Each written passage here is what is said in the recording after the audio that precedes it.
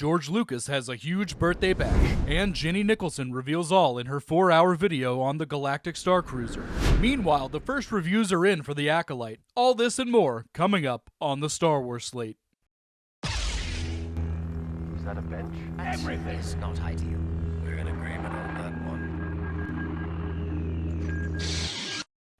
You say it's your birthday? Well, George, I hope you had a good time. And it looks like he did at his massive birthday bash at Skywalker Ranch. The man behind our favorite little galaxy far, far away turned 80 on May 14th, and he celebrated in a big way. Lucas celebrated the big 8-0 at his 4,700-acre Skywalker Ranch with over 150 guests.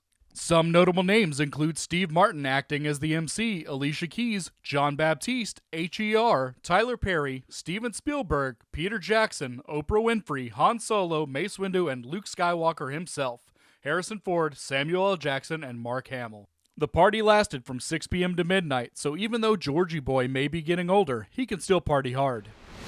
Remember the Galactic Star Cruiser? The super expensive hotel that claimed to make you feel like you were a part of the world of Star Wars? Jenny Nicholson remembers. The hotel closed in 2023, but that didn't stop Nicholson from releasing a 4-hour expose on the hotel.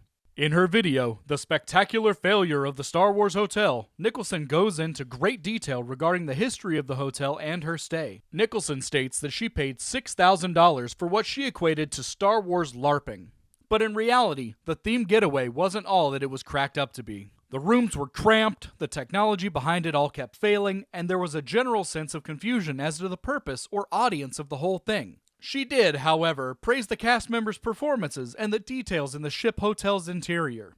Nicholson's video amassed a whopping 2 million views in just 2 days and is already the talk of the town on social media spaces such as X with memes aplenty. The next time Disney wants to make a themed resort like this, they might want to consult Jenny Nicholson's video.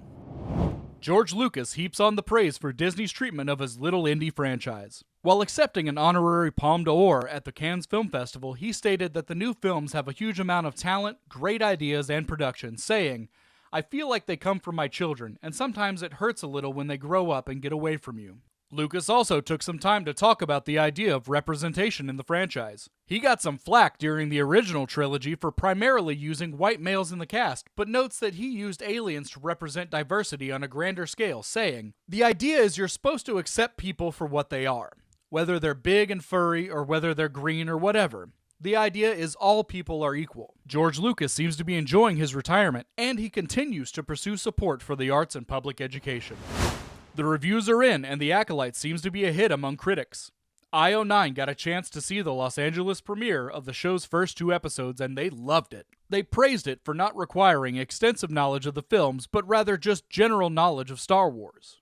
The Acolyte was also praised for its simple, character-driven, and almost police procedural-like plot.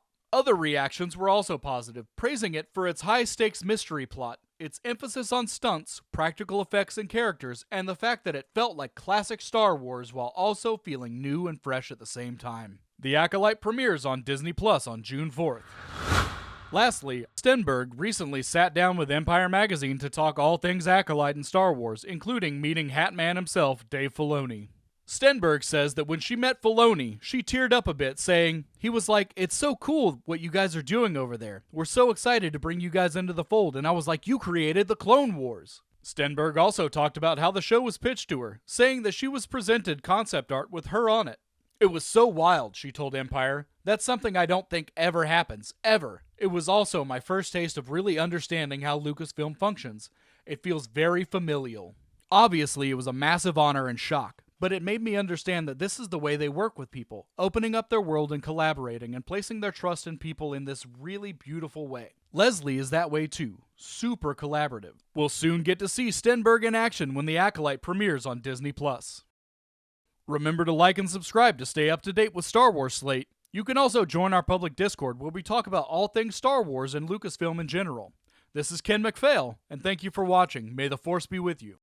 Is that a bench? Everything is not ideal. We're in agreement on that one.